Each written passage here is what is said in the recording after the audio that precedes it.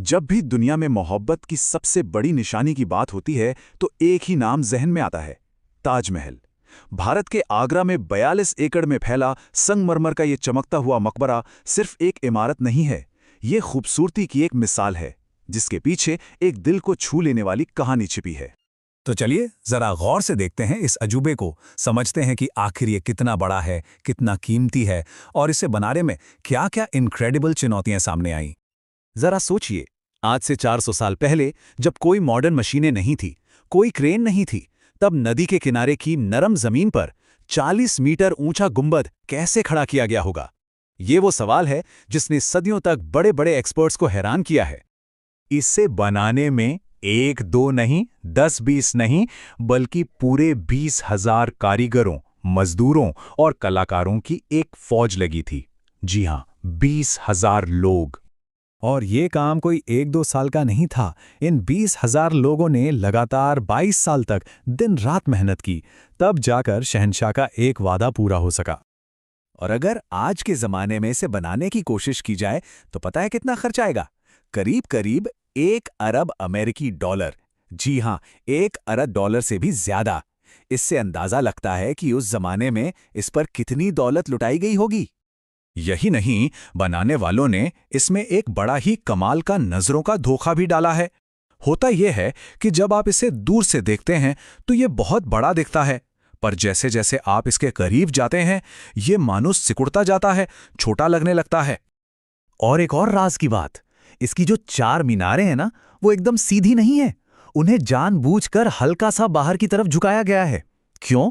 इसके 2 कारण हैं। एक तो ये कि दूर से देखने पर वो एकदम सीधी लगे, और दूसरा, जो कि बहुत जरूरी है, कि अगर कभी भूकंप आए तो ये मीनारें बाहर की तरफ गिरें, मुख्य मकबरे पर नहीं। कमाल है ना?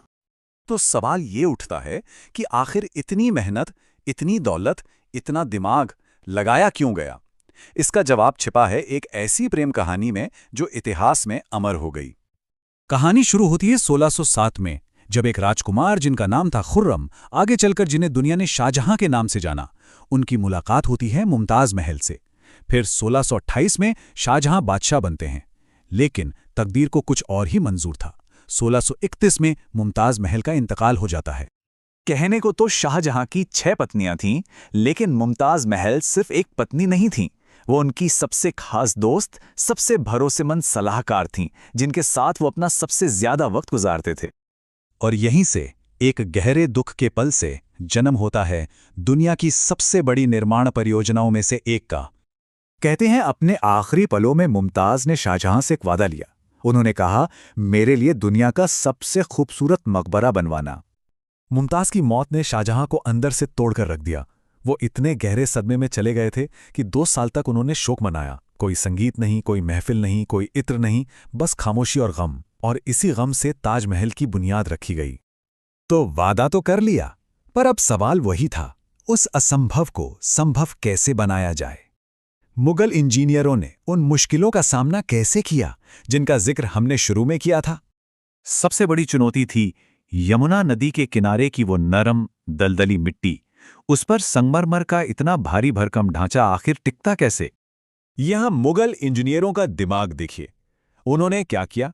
उन्होंने पहले जमीन में बहुत सारे गहरे कुएं खोदे, तब तक जब तक नीचे सूखी और सख्त जमीन नहीं मिल गई। फिर उन कुओं को पत्थर और मलबे से भरकर ठोस कर दिया, और फिर उनके ऊपर बनाए गए पत्थर के मजबूत खंबे। बस बन गई एक ऐसी नींव जो आज भी चट्टान की तरह खड़ी है। और एक मजेदार बात, ताजमहल का डिजाइन पूरी तरह से नया नहीं था। शाहजहां ने अपने पुरखों की सबसे बेहतरीन इमारतों से प्रेरणा ली। जो मीनारें हैं, उनका आइडिया अपने पिता के मकबरे से लिया। जो मुख्य इमारत है, वो अपने दादा के मकबरे से प्रेरित थी। और जो खूबसूरत गुंबद है, वो चाचा के मकबरे से।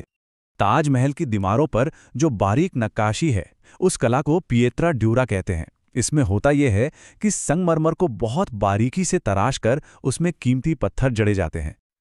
अच्छा, इन कीमती पत्थरों को चिपकाया किससे गया होगा? इसके लिए भी एक खास शाही गोंद तैयार किया गया था। शीरा, नींबू का रस और संगमरमर का पाउडर मिलाकर एक ऐसा मिक्सचर जो सदियों बाद भी अपनी पकड़ बनाए हुए है। आखिरकार 22 साल की मेहनत के बाद यह शाहकार बनकर तैयार हुआ, लेकिन इसकी कीमत बहुत बड़ी थी। एक ऐसी कीमत जिसने बादशाह और उनके साम्राज्य दोनों की किस्मत हमेशा के लिए बदल दी। याद रखिए, एक वक्त था जब शाहजहां का टाइटल था दुनिया का शहंशाह। एक ऐसा बादशाह जिसके पास बेहिसाब ताकत और दौलत थी। और फिर ये देखिए, वक्त कैसे बदला। ताजमहल ने शाही खजाने को लगभग खाली कर दिया। नतीजा, उनके ही बेटे ने उन्हें तख्त से हटाकर आगरा के किले में कैद कर दिया।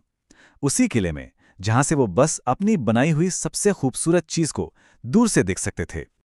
अपनी जिंदगी के आखिरी 8 साल उन्होंने एक कैदी की तरह गुजारे और उनकी खिड़की से सिर्फ एक ही नजारा दिखता था, ताजमहल। और मरने के बाद उन्हें उनकी प्यारी मुमताज के ठीक बगल में दफनाया गया। तो ये कहानी हमें एक सवाल पे लाके छोड़ देती है। क्या ताजमहल मोहब्बत की सबसे बड़ी निशानी है, या फिर ये एक ऐसे जुनून की कहानी है जिसकी कोई हद नहीं थी? इसका जवाब शायद इसकी खूबसूरती और इसके पीछे छिपी कीमत दोनों में ही है।